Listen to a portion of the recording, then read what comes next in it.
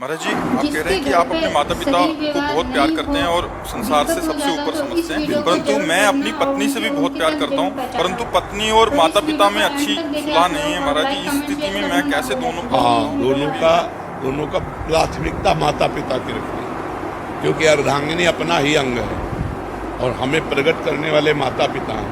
तो अर्धांगिनी को इतना कि आप हमारे माता पिता की सेवा ना करें, मानते हैं, लेकिन आप हमें नहीं रोक सकते।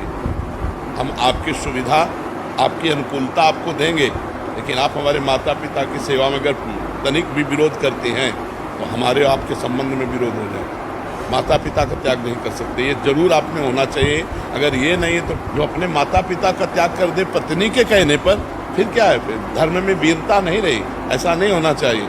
जो लड़की इस तरह की मतलब व्यवहार वाली हो कि आप हमसे प्यार करते हो, तो आप अपने माता पिता का त्याग कर दो, उसे कह देना चाहिए कि तैयार रहना, त्याग के लिए तैयार रहना। जिस दिन हमारे माता पिता की सेवा में व्यवधान उपस्थित कर दोगे, उसी दिन हमारे आपके बीच में संबंध विच्छेद हो जाएगा। और अगर आप हमारे माता पिता की सेवा करती हो तो हम आपको प्राणों से अधिक प्यार करेंगे।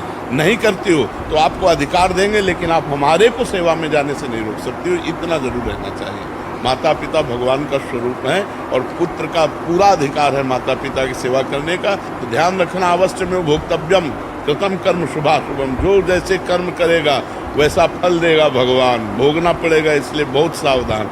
तो कभी चूक मत कर देना, पत्नी के चक्कर में आकर अपने बूढ़े माता पिता को मारना पीटना या घर से निकाल देना, ऐसे कोई आचरण मत करना।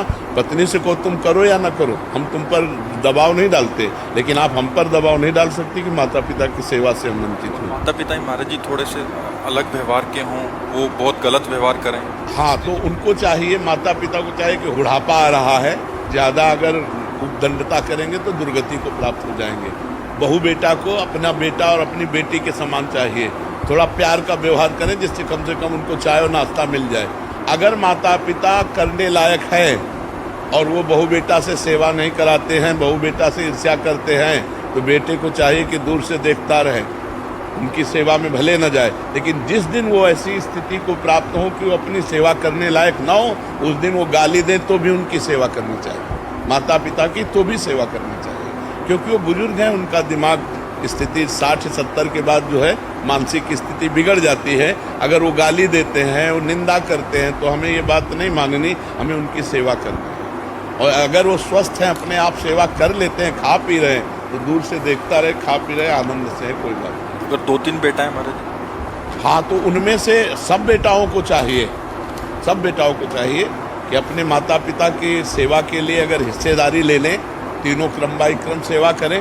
अगर तीनों में से ना करें तो एक तो तैयार हो जाए। यार, बूढ़े माता पिता को खवाने से क्या कमी होती है?